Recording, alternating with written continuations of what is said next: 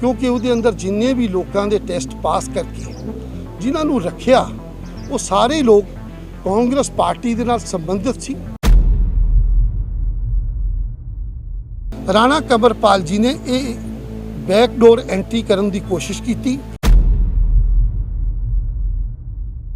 असी नवजोत सिंह सिद्धू जी जिहड़े उस वक्त लोकल बॉडी मिनिस्टर थे उन्होंने मिले, उन्होंने उस टेस्ट की रिपोर्ट सारी देखने तो बाद प्रेस के विच और ऑर्डर जारी कर दिते कि सारियां पोस्टां रद्द कर दित्तियां जाण।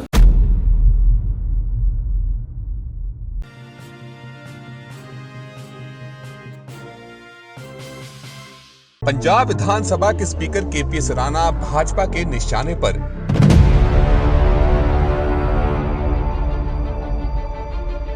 बैकडोर एंट्री से नौकरी देने की कोशिश का मामला पहुंचा हाई कोर्ट।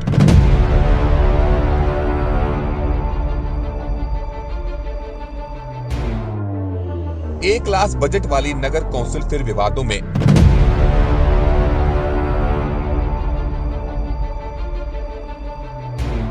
नवजोत सिंह सिद्धू रोक चुके हैं नियुक्तियों की फाइल।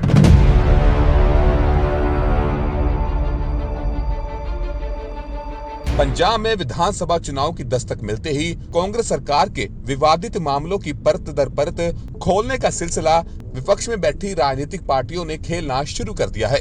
इस दफा भारतीय जनता पार्टी के विधानसभा स्पीकर कंवरपाल सिंह राणा के खिलाफ मोर्चा खोला है। हैरानी इस बात की है कि जिस मुद्दे को भाजपा ने थैले से जिन को बाहर निकाला है, उस मामले में पंजाब कांग्रेस के दिग्गज नेता नवजोत सिंह सिद्धू के कहने पर ही रोक लगाई गई थी।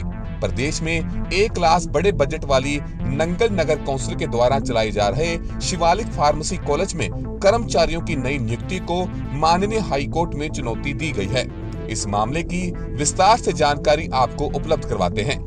इससे पहले अगर आप भी चाहते हैं कि जरूरतमंद लोगों को नौकरी मिले व सरकार के तानाशाही फैसलों पर रोक लगे, तो इस समाचार को ज्यादा से ज्यादा शेयर व लाइक कर अपना समर्थन जनहित में दे सकते हैं।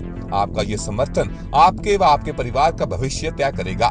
सुने, जिला रूपनगर के अधीन आते नंगल मंडल भाजपा के खुलासे के बाद विधानसभा श्री अनंतपुर साहब में अब कांग्रेस के खिलाफ लोगों की नाराजगी बढ़ने लगी है। नंगल नगर कौंसिल की ओर से संचालित शिवालिक फार्मेसी कॉलेज में नई नियुक्तियों को लेकर सेटिंग के साथ उन लोगों को नियुक्ति पत्र जारी कर दिए गए जिनका सीधा सीधा संबंध कांग्रेस के ओहदेदारों से है।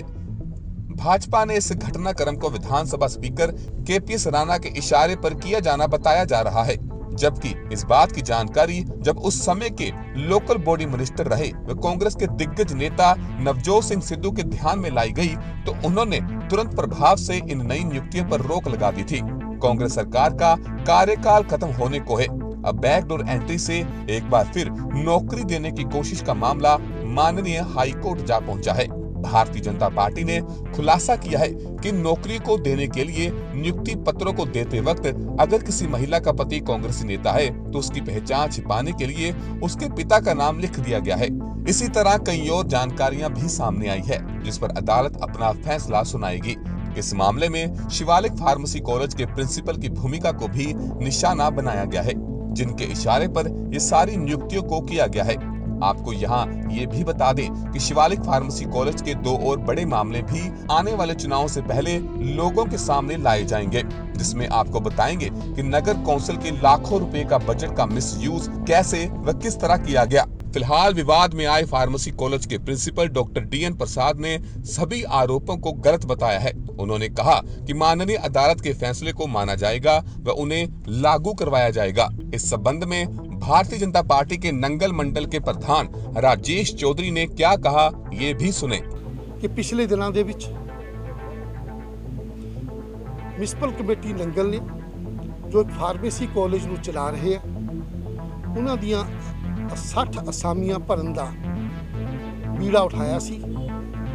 वो असामियां दे विच जो गुरु नानक देव यूनिवर्सिटी ने टेस्ट लिया वो टेस्ट बिल्कुल गलत सी, मिली भगत वाला टेस्ट सी, क्योंकि उसके अंदर जिन्ने भी लोगों के टेस्ट पास करके जिन्होंने रखिया वो सारे लोग कांग्रेस पार्टी के नाल संबंधित सी। कांग्रेस पार्टी की पंजाब सरकार है, गुरु महाराज की पावन पवित्र धरती अनंतपुर साहब तो ਜਿਹੜੇ ਸਾਡੇ ਵਿਧਾਇਕ ਹੈ ਜਿਨ੍ਹਾਂ ਪਾ ਅਨੰਦਪੁਰ ਦਾ ਹਲਕਾ ਵੀ ਆਂਦਾ ਰਾਣਾ ਕੰਵਰਪਾਲ ਜੀ ਹੈ, ਉਹਨਾਂ ਦੇ ਸ਼ਹਿ ਦੇ ਨਾਲ, ਉਹਨਾਂ ਦੇ ਇਸ਼ਾਰੇ ਦੇ ਨਾਲ ਇਹ ਟੈਸਟ ਦੇ ਵਿੱਚ ਬਹੁਤ ਬੜੀ ਧਾਂਦਲੀ ਹੋਈ। ਅਸੀਂ ਨਵਜੋਤ ਸਿੰਘ ਸਿੱਧੂ ਜੀ ਜਿਹੜੇ ਉਸ ਵਕਤ ਲੋਕਲ ਬੋਡੀ ਮਿਨਿਸਟਰ ਥੇ ਉਹਨਾਂ ਨੂੰ ਮਿਲੇ।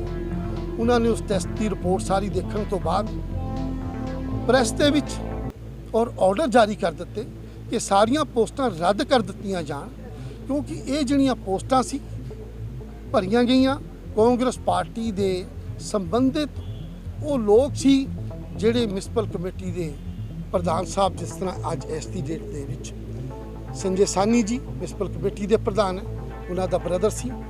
ਸਾਡੇ senior vice president Anita ji ਹੈ, ਅਨੀਤਾ ਸ਼ਰਮਾ ਜੀ, ਉਹਨਾਂ ਦੀ ਬੇਟੀ ਹੈ, ਉਹਨਾਂ ਦਾ ਭਤੀਜਾ ਹੈ। ਸਾਬਕਾ ਬਲਾਕ ਕਾਂਗਰਸ ਦੇ ਪ੍ਰੈਜ਼ੀਡੈਂਟ ਮਲਕ ਜੀ ਹੈ, ਉਹਨਾਂ ਦੀ ਬੇਟੀ ਹੈ। ਕੀਰਤਪੁਰ ਸਾਹਿਬ ਤੋਂ ਨਗਰ ਪੰਚਾਇਤ ਦੇ ਪ੍ਰਧਾਨ ਕੋੜਾ ਸਾਹਿਬ ਹੈ, ਉਹਨਾਂ ਦੀ ਬੇਟੀ ਹੈ। ਅਸ਼ੋਕ ਸਵਾਮੀ ਪ੍ਰਭਾਗ ਸਾਬਕਾ ਇੰਪਰੂਵਮੈਂਟ ਟਰਸਟ ਦੇ ਚੇਅਰਮੈਨ ਰਹਿ ਚੁੱਕੇ ਹੈ। ਰਾਣਾ ਕੰਵਰਪਾਲ ਜੀ ਦੇ ਬਿਲਕੁਲ ਖਾਸਮ ਖਾਸ ਹੈ, ਉਹਨਾਂ ਦੀਆਂ ਦੋ ਬਹੂਆਂ ਹੈ।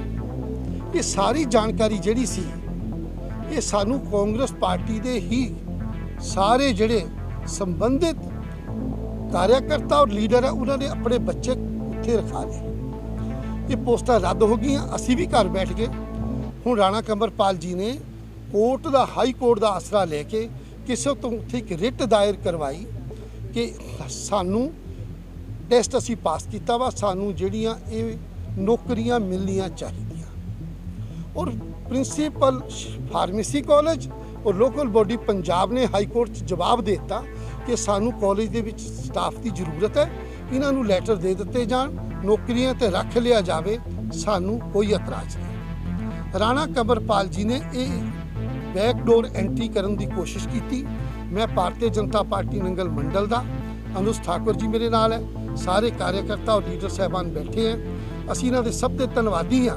ਸਭ ਨੇ ਫੈਸਲਾ ਲਿਆ, ਭਾਰਤੀ ਜਨਤਾ ਪਾਰਟੀ ਨੇ। ਅਸੀਂ ਹਾਈ ਕੋਰਟ ਦੇ ਵਿੱਚ ਵਿਵੇਕ ਠਾਕੁਰ ਜੀ ਨੂੰ ਆਪਣਾ ਐਡਵੋਕੇਟ ਕਰਕੇ ਪੇਸ਼ ਹੋਏ।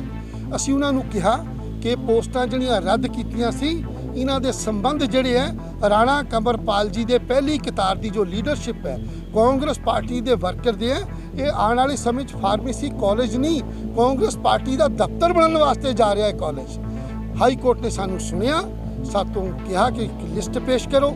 ਅਸੀਂ ਉਹ ਪ੍ਰੈਸ ਨੂੰ ਲਿਸਟ ਜਾਰੀ ਕਰ ਰਹੇ ਹਾਂ ਤੇ ਇਹ ਲਿਸਟ ਦੇ ਅੰਦਰ ਕਾਂਗਰਸ ਪਾਰਟੀ ਦੇ ਜੋ ਵੀ ਉੱਥੇ ਟੀਚਿੰਗ ਤੇ ਨੋਨ ਟੀਚਿੰਗ ਸਟਾਫ ਰੱਖਿਆ ਉਹ ਕਾਂਗਰਸ ਪਾਰਟੀ ਦੇ ਮੌਜੂਦਾ ਬਲਾਕ ਕਾਂਗਰਸ ਦੇ president, senior vice president municipal committee, ਸਾਬਕਾ ਬਲਾਕ ਕਾਂਗਰਸ ਦੇ ਪ੍ਰੈਜ਼ੀਡੈਂਟ, ਸਾਬਕਾ ਇੰਪਰੂਵਮੈਂਟ ਟਰਸਟ ਦੇ ਚੇਅਰਮੈਨ, ਕੋਈ ਟਰੱਕ ਯੂਨੀਅਨ ਦੇ ਮੈਂਬਰ, ਸਾਬਕਾ ਕਾਉਂਸਲਰ ਜੋ ਕਾਂਗਰਸ ਪਾਰਟੀ ਦੇ ਸੰਬੰਧਿਤ ਹੈ 80 ਤੋਂ ਲੈ ਕੇ 85% ਜਿਹੜੇ ਕੈਂਡੀਡੇਟ ਹੈ ਉਹ ਰੱਖੇ।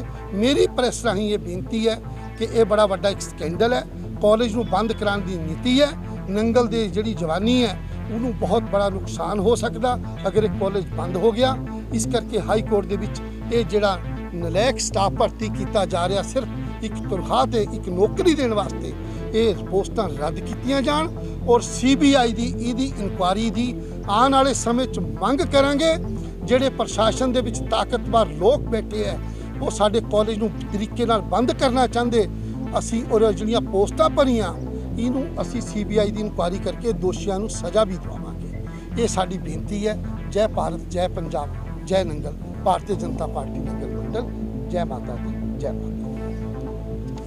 द टारगेट न्यूज के लिए नंगल से ब्यूरो रिपोर्ट। पल पल हर पल समाचारों से अपडेट रहना है तो हमारे इस चैनल द टारगेट न्यूज को लाइक करें, सब्सक्राइब करें व बेल आइकन को जरूर दबाएं। घर बैठे सारी जानकारी पाएं।